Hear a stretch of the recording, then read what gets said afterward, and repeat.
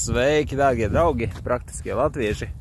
Šodien mazs video par šo te, ko jūs redzat fonā.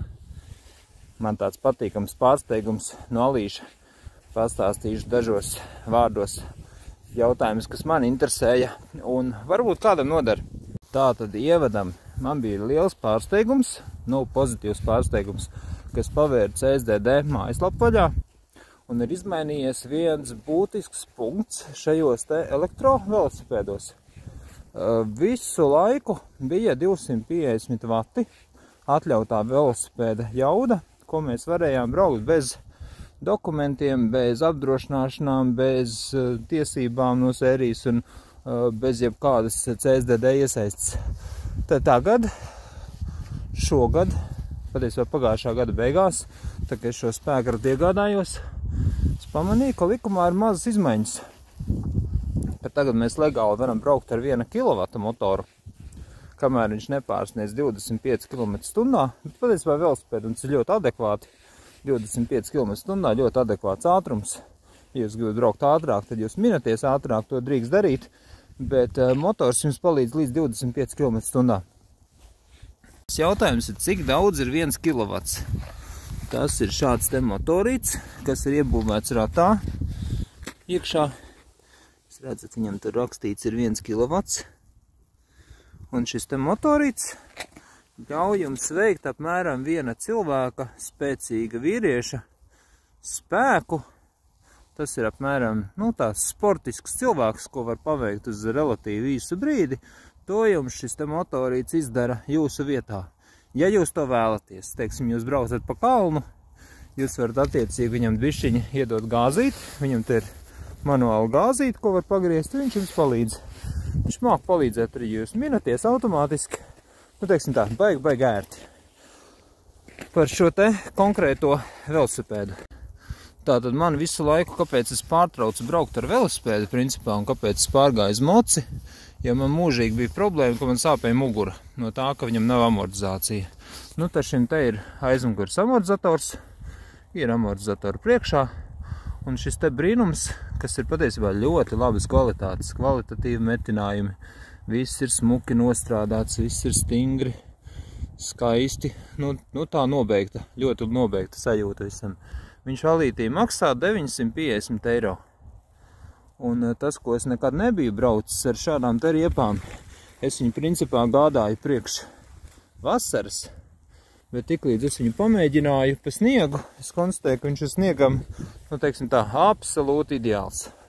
Pa jebkādu, es pielikšu kādu video īsu klāt, kā var redzēt, kā viņš brauc. Respektīvi, hidrauliskās bremzītes, tie, kas kaut ko no tā saprot, hidrauliskā bremze ir, ka viņam vairs nav nekāda tur trosīta, viņam iet eļļa pa tiem vadiem. Normāli ātrums ir pārslēgt, kā jebkuram kalnu velosipēdam.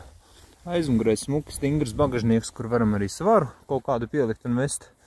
Un principā viņš ir normālam cilvēkam ar šo te 1 kW drīzāk būs pat daudz nekā pa maz. Viņam iekšā rāmī nāk batereja, viņš attiecīgi ir pārlokāms uz pusēm, un te nāk izņemama batereja. Un tad mēs viņu mājās varam piespraust, uzlādēt. Es atstāju vaļā caurumu. Bet viņš smuki pārlokās uz pusēm. Kaut kā tā pieturam ieslēdzam. Displejiņš, te viņš jums rāda, cik viņš daudz palīdz, ātrumu, cik baterija atlikusi. Iekšā gaismiņa, varam braukt arī smuki naktī. Tad smuki vēl nāk līdz, kur telefonu iespraust. Viņam kaut kur arī bija piespraužams, kur viņu var USB var uzlādēt, piespraust telefonu, lādēties arī braucot. Tātad, kam šāds brīnums ir piemērots, ja jums patīk principā braukt ar velosipēdu, tad šo te elektriskais motorīts, kas ir energo ļoti efektīvs, jūs viņu varat principā priekš viena tāda forša brauciena pusstundas laikā mierīgi uzlādēt un pārvietoties un braucam tā kā normāli velosipēdu. Varam ieslēgt drusciņu pa līgu. Tad mēs sadzirdam, ka mums, nezinu, vai video jūs dzirdat, drusciņu zūzo motoriņš, bet klusi, ērti, ļoti praktiski. un ar tām lielajām riepām attiecīgi tīri uz mīšanu varētu būt kādam pa grūtu.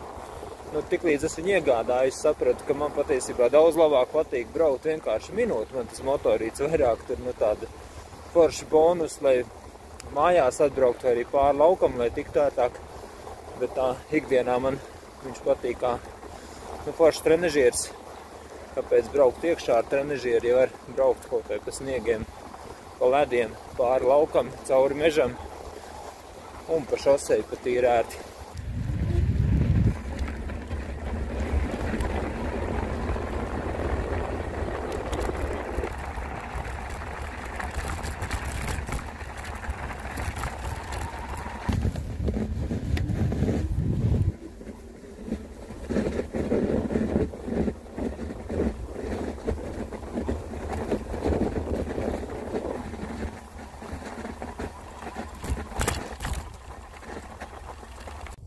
Skatos, ka telefona stabilitātes sistēma drusciņi uz lieliem paliecieniem un grumbām bišķiņi sabojāja bildes kvalitāti.